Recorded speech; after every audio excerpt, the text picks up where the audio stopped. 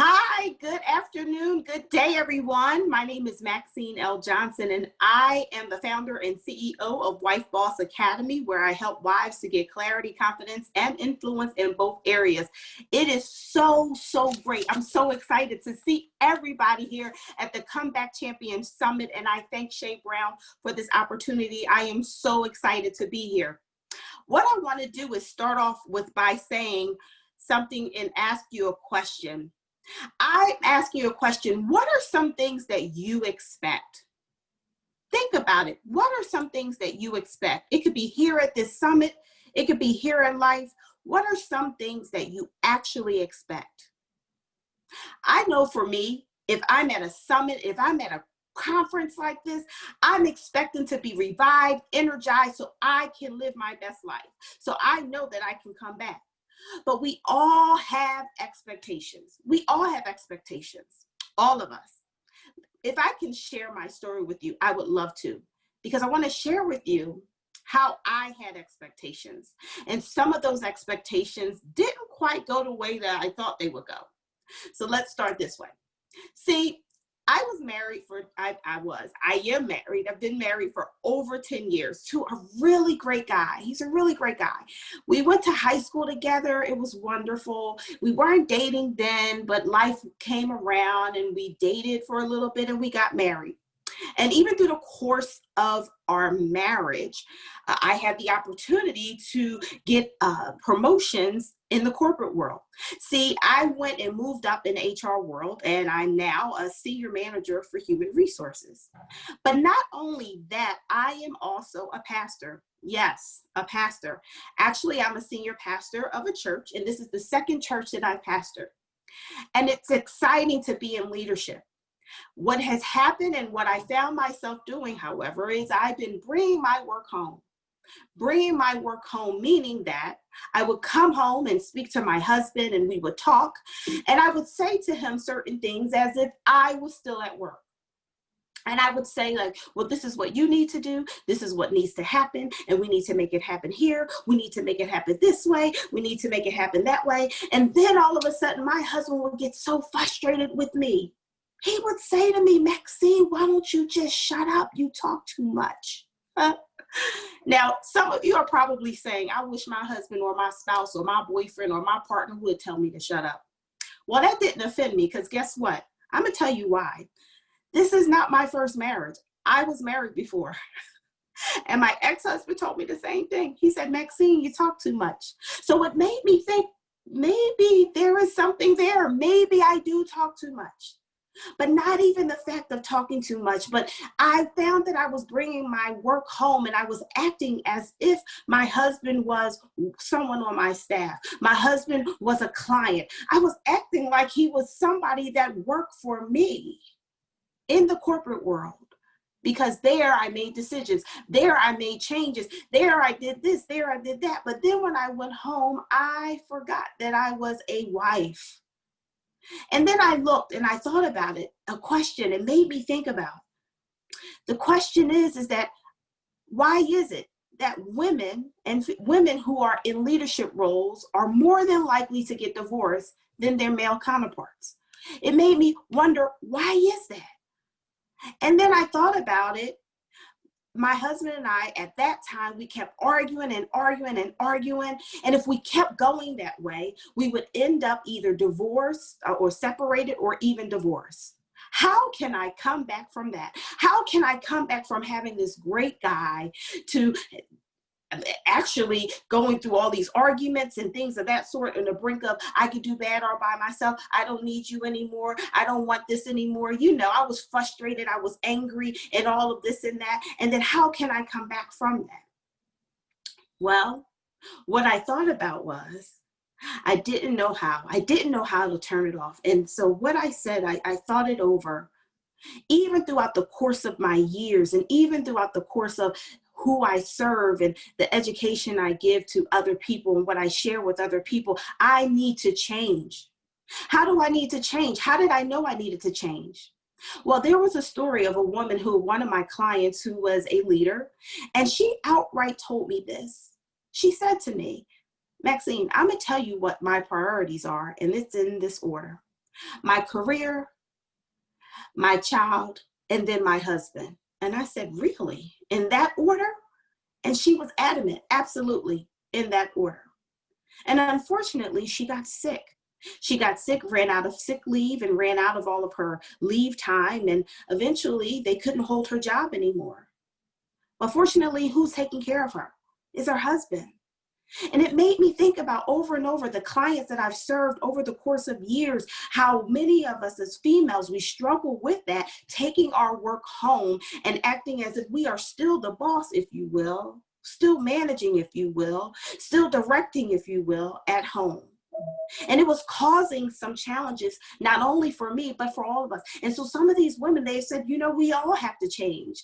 And so it was time to make a boss move. And the first boss move that we all shared, that I shared with them, and that I've also want to share with you, the first boss move that we make is that we have to think about this. Think about it's me first. Now, many of you are probably saying, wait a minute.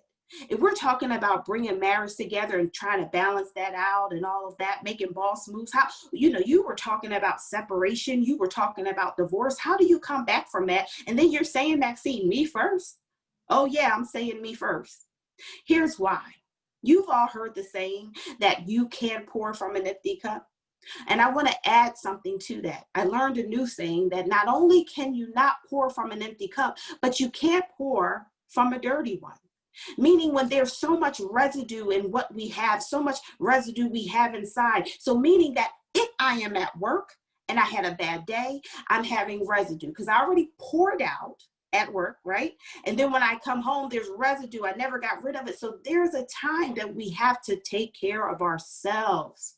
We have to take care of ourselves. We can't pour out. We can't pour out and we can't help. We can't assist. We can't guide. We can't nurture. We can't do the things we want to do as wives. We can't do that. Or spouses or partners. We can't pour out. And not only that, that's the first thing. But the second thing is not only the fact of me first being selfish, and I can go back on that just a little bit. Let me go back. Me first being selfish in that way. That's not a bad thing. The other thing is taking care of ourselves. We forget how to pamper ourselves. We forget how to pamper ourselves. And when we pour out to so many people, we pour out in corporate, we pour out to our children, we pour out to our families, and then we become neglected. We don't do our hair. We don't do our nails. We don't get massages. We don't do this. We don't do that. We pour out so much. So it is okay to be selfish in that way. Me first. The second thing is I want to say it's okay. Being vulnerable is very powerful. Very powerful when we are vulnerable. Well, how so, as you may ask?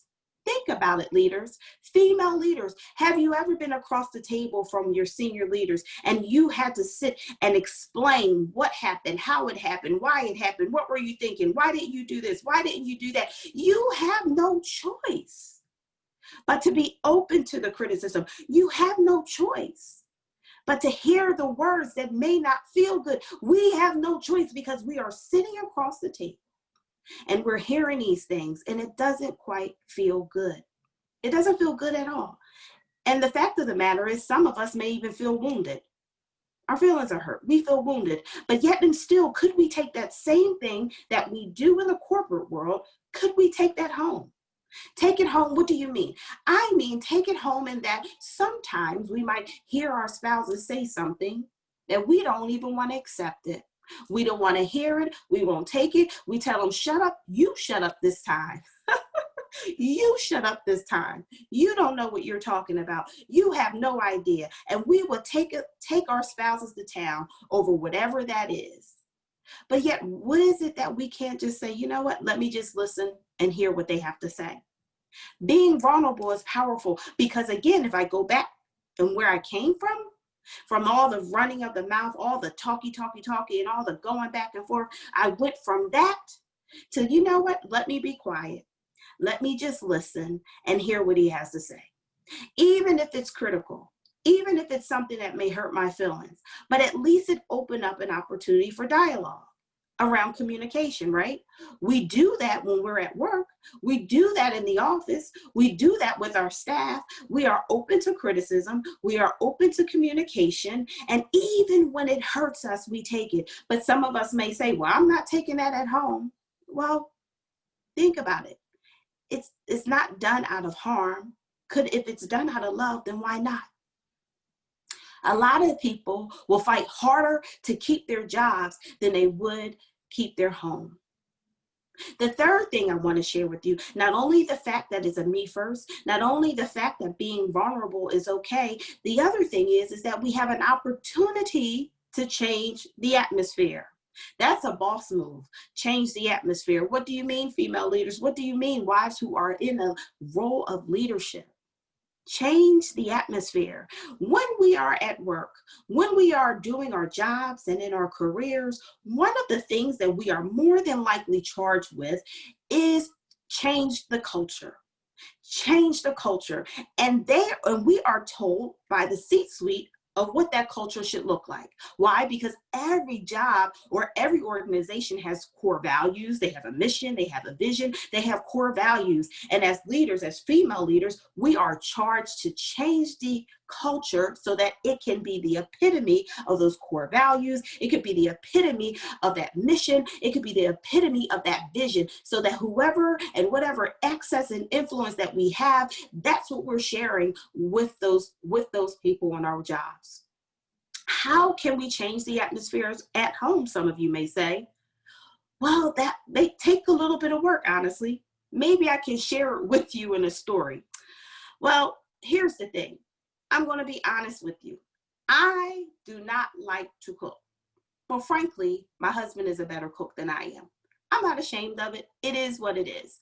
He is a better cook than I am. But I will say this. He's not only a better cook, but he's a messy cook, if you know what I mean. If there's something with flour, there's flour all over the place. If it's something with any lettuce, there's lettuce, not on the plate, but it could be on the side. But he's a good cook. But what has happened over the years, and especially in the beginning, I would find it like I was sick and tired. It's like, I'm not cleaning up nothing. I'm not doing anything. That's your mess. You clean it up. That's what I said in my mind. And then what happened was I started to think about it. Wait a minute.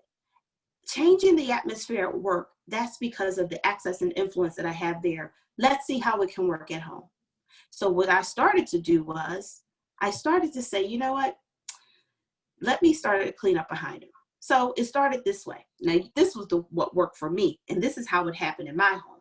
So I said, you know what? Let me take your plate. I'll clean the dishes. I'll do this, and I'll do that. He doesn't have to lift a finger. After the food is cooked, he doesn't have to lift a finger. I took care of it. And guess what? I have a meal almost every night. See, that works for us, which is great. But you have to think about what could we do in our own homes to change the atmosphere. You have access and influence in the corporate world. We have it at home as well. And when we do those three things, when we're making those boss moves, the boss move of being selfish, and when we think about it, it's me first, it's okay. And being vulnerable is very powerful. And also having the opportunity to change the atmosphere, that it had not only results in my life, but it also had results in many people's lives and many women's lives that I talked to over the course of the years.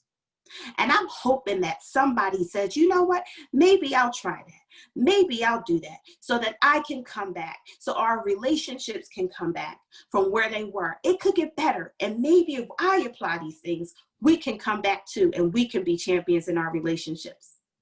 I am so excited to be here, and I'm so happy to have this opportunity to talk to all of you about it.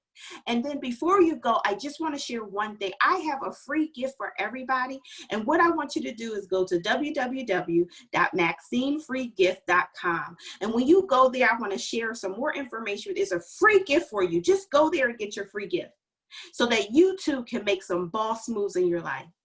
Thank all of you today, and we are all comeback champions. And as we all know, today is my January 1st. Take care. God bless you.